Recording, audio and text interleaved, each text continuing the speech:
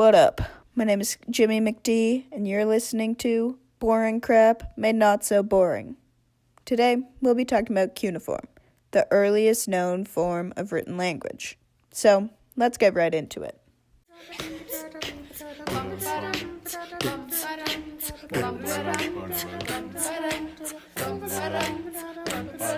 Got a trick up my sleeve, it's my need to read.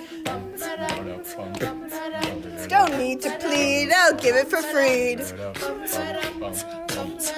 I'm Jimmy McD. Alright, you're probably thinking, who cares about writing? I can do it with my eyes closed. But our modern society is only possible due to written language. Think about it for a minute.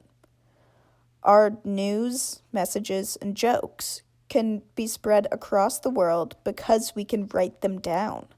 I mean, look around you. You could probably see hundreds of words right now, and you have the ability to read and understand them.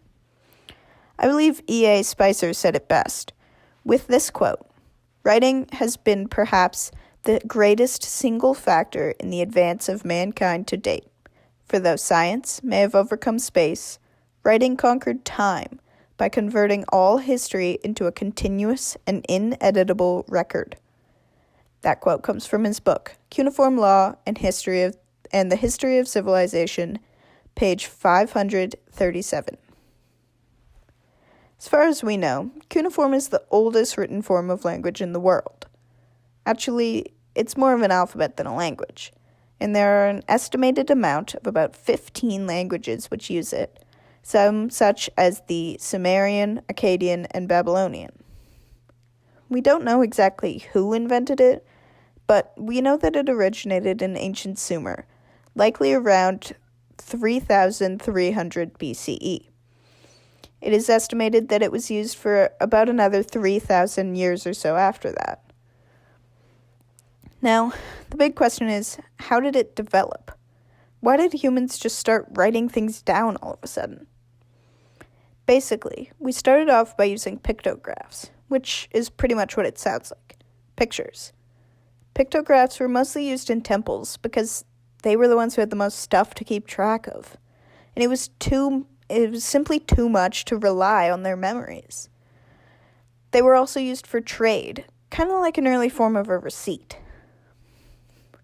People needed some proof that they didn't steal things, so they drew them. If I gave John an ear of corn for a few pieces of gold, I would draw an ear of corn and some gold.